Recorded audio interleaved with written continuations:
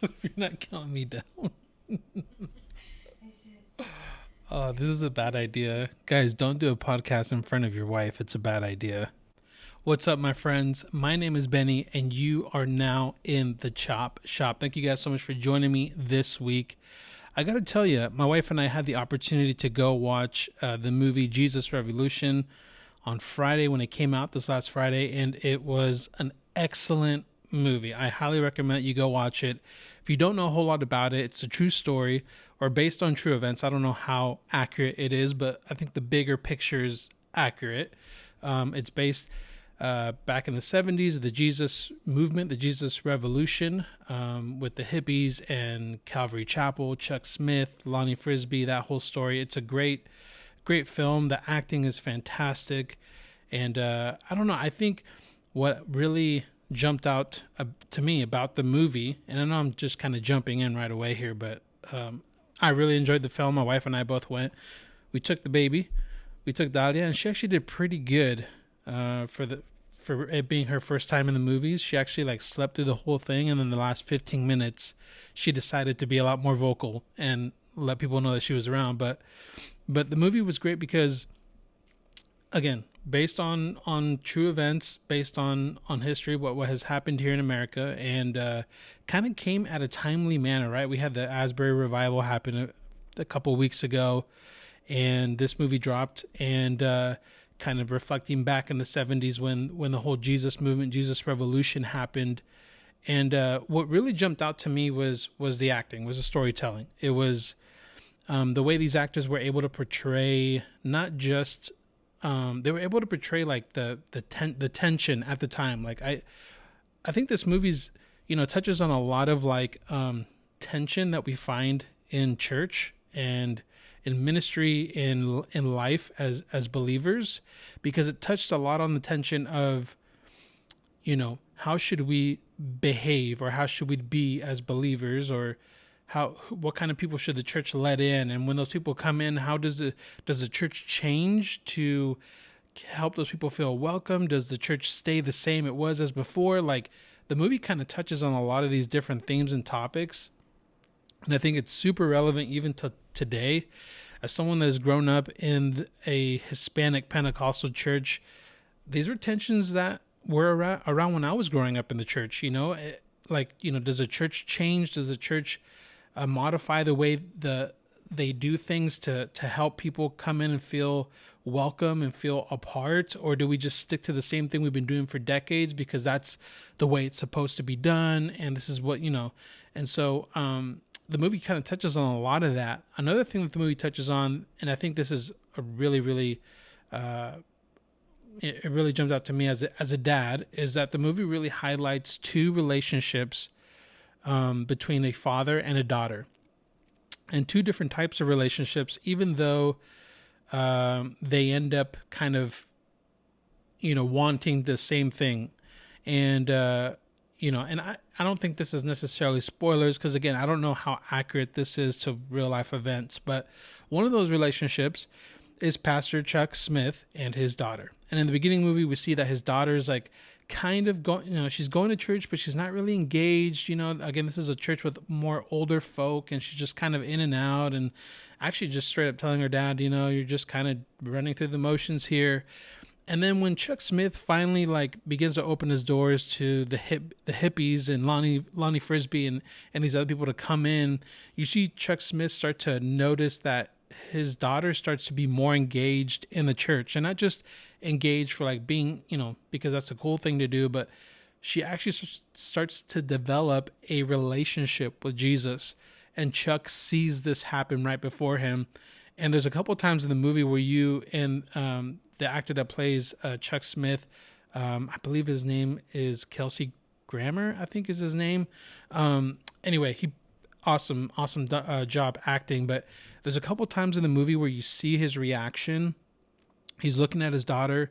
His daughter's like involved in singing and being a part of the church, and you see his face and his eyes just light up, and it's almost like he realizes like, yeah, this is making a difference because it's touching my daughter's life. And as a father, it kind of, it touched me because I was like, oh man, like that's exactly my whole reason why we take our kids to church, why we tell them church is important, because we want them to have the same experience that we did growing up with Jesus. And as long as we put them in that environment, they will, right? But great movie, Jesus Revolution. If you haven't seen it yet, go check it out. And it's a great time at the movies, and honestly a lot better than some of the other movies that are out there, like Cocaine Bear, or even Ant-Man. Man, Ant-Man was kind of a disappointment, but I'm not going to go there.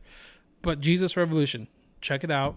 Great film. And again, if this is, we're starting to see kind of more things done in the entertainment industry for believers, for Christians, right? The Chosen is a big hit. And now this movie, I think, even though the creators of The Chosen aren't the creators of this, I think there was some partnership, because we obviously see some of the actors appear in the film as well. But the movie is great. And if we want to see more stuff like this, then the thing that we got to do is pull out our wallet and spend money to go see this in the movies. Don't wait for it to drop on some streaming service or till it comes out to rent or buy. Go to the movies, pay the $10, $12, $14. I mean, it's expensive, but pay the money, go and show your support, because what it's going to do is going to report back to the people who make these decisions. Like, hey, we should do more films like this, and not just Christian films, but good quality, well done. You can actually tell they put some money into this. They got some good actors, a good story, right? Like those put some money behind this film. We want to keep seeing stuff like that. And the only way that we're going to see stuff like that is if we spend our own money in doing that and showing them, hey, we do want to see this. We want to keep seeing this. So go see it. Take a friend with you. Trust me, it's a really great movie. And to kind of, switch gears, because that was something that we did this last weekend, and it was great. My wife and I actually got to go and watch a movie, which we don't honestly get to do a whole lot, like just us two, because we have the kids and stuff. But, I was just talking to my wife actually before hitting record and doing this. I asked her the question, and I'm going to ask you guys the same question. Now, this question is for married people, but if you're not married, I want you to just kind of keep your ears open, okay? Because I think there's some very important things that will kind of help you think through. And it's pretty simple. Like, I asked my wife, what are 3 things that you wish you would have known before you got married?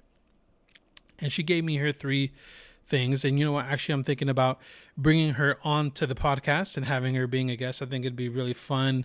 And so I'm going to wait for her to share like some things about, her answers, but I'll share mine. Here are 3 things that I wish I would have known before I got married. Number 1, and I think this one kind of umbrellas like everything else, but it's still a really good reason. And that's this. I wish I would have known going into marriage that I had a lot of stuff, a lot of issues that still needed a lot of work.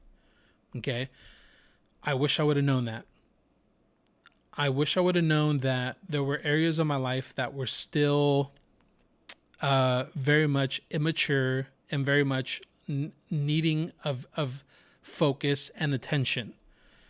Now, I think there is a part where it's like, well, okay, but there's always going to be areas that need attention, and if you wait till you get everything under control or everything in order, like it's going to take a lot longer until you get married. And that's so true. But for me in particular, what I'm saying is like, there were some things that I definitely needed to deal with before getting into marriage. Like getting into marriage the way that I did caused a lot more issues because there were areas that were unattended. They weren't focused on, they weren't handled. And so for me, it's like, this is number 1 reason I wish I would have known and understood, like, was the impact that these things were going to have on my marriage, going into my marriage and then into my marriage, Second reason, what did I say my second reason was? I forgot. But here's reason number 2 is I wish I would have known how to handle our finances better, or just finances better, period.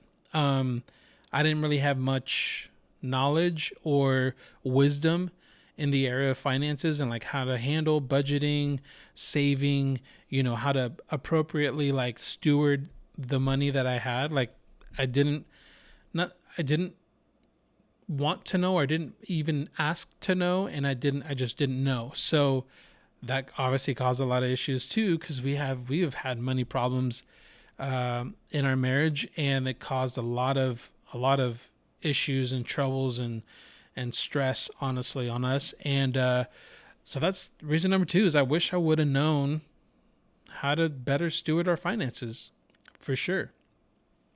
And I'm trying to think what the third reason was. And since my wife is right here, do you remember what my third reason was? Do you remember what my third reason was on what I would have known before marriage? So I said issues, and she's like right here, so I'm asking her. I said issues with myself. I already said finances, but what was the other reason? Career. That's what it is. Thanks, babe. Love you. You can't hear her voice. She's not going to be making an appearance until she comes on the podcast. But yes, my third reason, career. I wish I would have had my career situation figured out. At the very least, already heading in that direction, or already like having that some time under my belt in either getting the certification or being on the job or whatever. I wish I would have had that understanding. Like, hey, if you want to do something in a career, take care of it now, because after you get married, it doesn't necessarily make it any easier. And that's true. I talked about work last week, and it's so true. Like, I wish I would have had that stuff like already in motion, like I shared with you guys last week. A dream of mine had always been like, I want to be a barber. That's what I want to do. I want to cut hair. Well, when I got married, I wish I would have had at least some time under my belt in barbering school, at least, or at least already working in a shop, something. I mean, when I got married, I was 24, 25, 20, I think it was 25, 24, something like that. So I was, I was already 6-7 years out of high school already, like plenty of time to, get into the barbering thing and have school finished. But again, because I didn't set those things into motion, I thought to myself, well, I can always do it later. The longer I wait, the harder it gets, So those are 3 things that I wish I would have known before I got married. Now, if you're married and you're listening to this and you're going, well, what does that benefit me now to think about those things? What does it benefit me now? Like even me, what does it benefit me now to even talk about these things?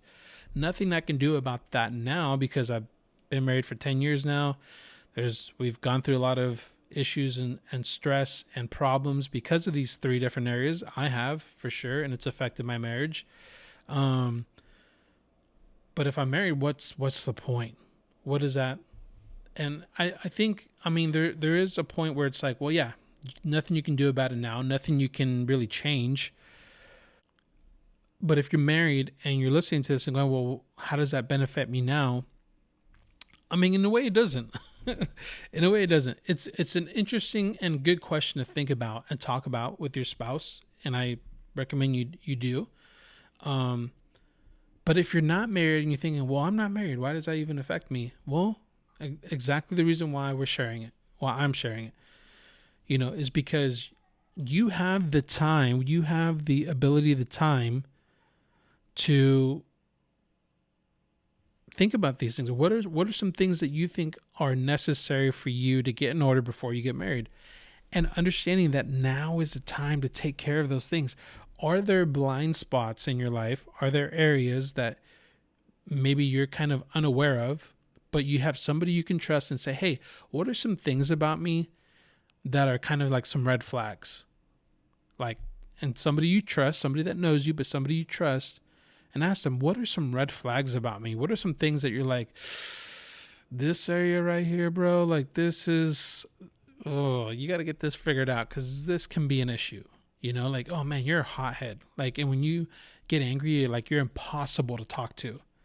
Or man, dude, the way you spend money, this is going to be a problem. Like, you spend money quicker than you earn it, and that is a problem. But ask somebody you trust, like, what are some areas of my life that are some red flags? And whatever those are, figure those out. What do you got to do to start maturing in those areas? What are some things you got to do to make some changes in those areas? Right? Second thing, finances, same thing, right? Okay, finances. Do you know what a budget is? Have you used a budget? How is your spending habits? What does that look like? Okay, and third thing, career. Like, again, we talked about this last week, so I won't harbor on it or pound you over the head about it. But man, what is it that you want to do? Right now is the time to do it. Start heading in that direction. If that's what you want to do, like, go after it, you know? But I think it's a good question for us married people to ask each other, like, you know, ask our spouses, like, hey, like, these are some things I wish I would have known, because some of these things might still be kind of an issue now. They still might be. Now, have those red flags about me when I got married, have they mostly been worked through? Like, there's a lot of stuff I've been able to work through. Like, I've learned the hard way, but a lot of stuff I've been able to work through already. But there's still some things some old habits and some old, you know, things about me that it's going to take some more time, take some more effort, take some more attention, take some more prayer, some more discussions, some more talks with my wife or people that I trust, some of my mentors or older people, older guys that I can trust and just kind of lean into.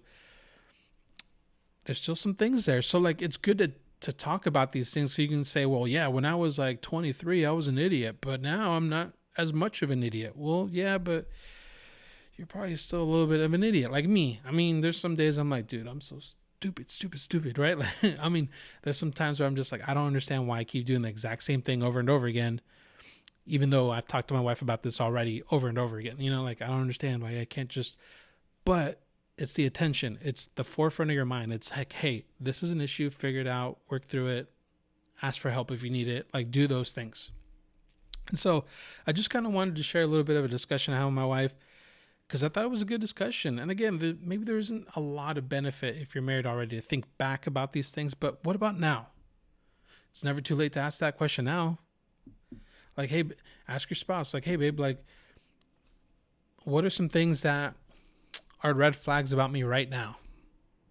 You know, what are some things that I need to figure out? What are some things that would, like, just make our marriage and take it from down here, like, and just elevate it to another, like, level, another level, another atmosphere, another level. I mean, I don't know what other word I can use other than level. But, you know, take our marriage from down here and elevate it to up here. Like, what do I got to do? And I think what that does is just open the door for us to always improve in these areas that we lack in. And I can tell you guys, there are a lot of areas that I need improvement in. There are a lot of areas that I need to continue to develop and get better at. And I'm not perfect. There, again, like I told you before, there's a lot of things that are red flags about me now.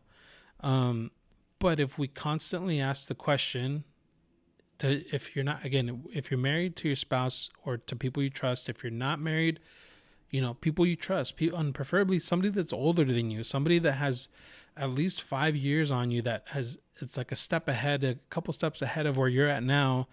Those are the people you want to talk to, because they've been where you're at, and they're probably in an area where you want to be when you're their age. So those are good people to talk to.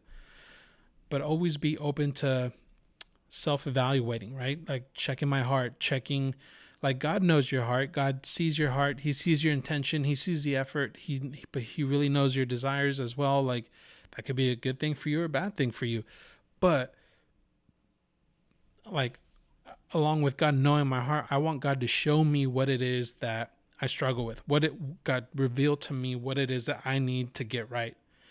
And sometimes that the way that we can do that is talking to your spouse or talking to a really good friend, a mentor, and just through conversation, like, and in that conversation, God will reveal to you these things. God will use that person to reveal to you what it is that, you know, you need to improve and get better at. So I hope that helps.